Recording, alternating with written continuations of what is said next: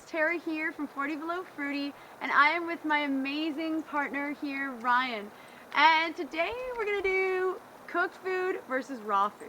So I've been a raw vegan for 3.5 years now, and I've been a cooked vegan for 4.5 years. how long have you been a cooked foodist, Ryan? Cooked Buddhist. We were joking about that. We thought, so what do we call it? Is Ryan a cooked foodist and I'm a raw foodist? Because you eat smoothies. I'm kind of like the smoothie Nazi I've at been home. eating raw breakfast since I've known Tara for Exactly. about 5 years. I go to him, I'm like, how many calories is in that smoothie? What did you put in there? Do you have enough, Ryan? I think you need to eat more dates. And amongst all the fruit flies, I can see her too. It's great. So that's what we're here to talk about, is what is it like living with somebody who eats raw as opposed to somebody who eats cooked food? I used to eat cooked food for many, many years, and when I was eating a high-fat raw diet, I found it really, really hard when I was cooking things for him, like lentil soup in the winter, especially lentil soup. Man, if you were undercarb and you're eating high-fat raw and you're cooking somebody lentil soup, there's no amount of willpower in the world that will stop you from eating it. Because I'd be looking at it and I'd be telling myself, like, these are all the reasons why I shouldn't eat it. And Ryan's like, well, it's just one bowl, it's not gonna kill you. So we'll start with you. What's it like to live with a raw foodist? What is the best thing and the worst thing? Well, the best thing is that there's always leftovers for me. She'll cook a big meal for me because she loves cooking, which is pretty weird being raw, but there's always tons of food left over, so Yeah. I just have about a week's worth of food, so it works out well that way. And we never have to fight about food, right? No. We always have to fight to find ripe food, and if we have to go to 3 different places in one day to find the ripest banana, we do. And I always bribe him to drive to a city that's like, how far is Parksville? 45 minutes away for fresh orange juice. For fresh squeeze. We have an orange juice squeezer at home. I don't know.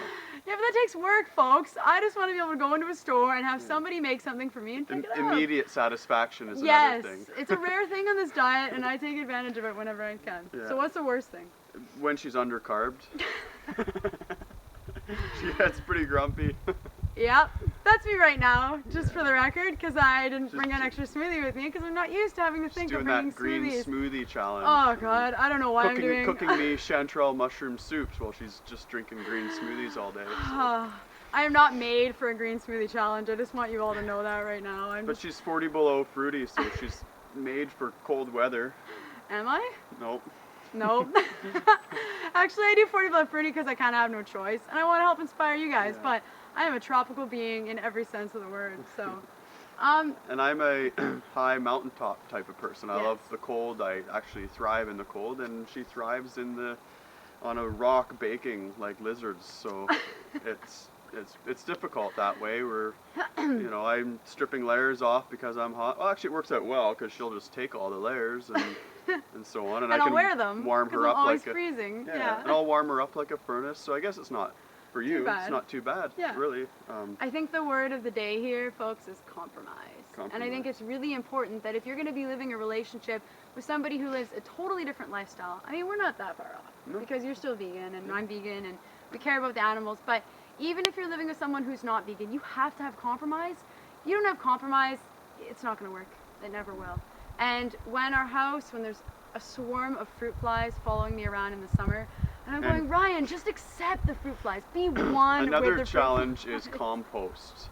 Ah. Sometimes we find ourselves in urban situations where disposal of compost is a challenge, and we'll go stealth mode, like drive to these back roads and do a quick Where we feel like fugitives and quick throw it dump out in of the compost forest. when Yeah. no one's watching. Just to, Okay, go now. Dump the compost. it just doesn't feel right throwing it in the garbage when it can nourish the soils and so Exactly. on. So that's a challenge, but it works out well. She's happy, she's looking great, and hey, I can't complain about that, right? So cook whatever going on, curry or something.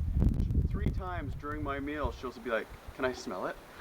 Can I Oh, can I smell it?" And You weren't supposed to tell them that. I'll hand it to her, and she'll do her little, waft That's how I thing. get my kicks. Yeah. I smell the food. I don't know. I mean, it's Do not you like I eat want. cooked food? No, I just smell it.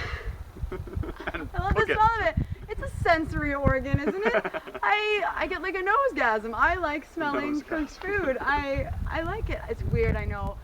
I'm a walking contradiction. I don't make any sense. Anyways, if you have any questions about this cooked raw sort of relationship or clash or whatever you think it might be, ask questions below. Yeah, and, yeah. We can do another video where we answer like specific things that you guys Yeah. want to know about.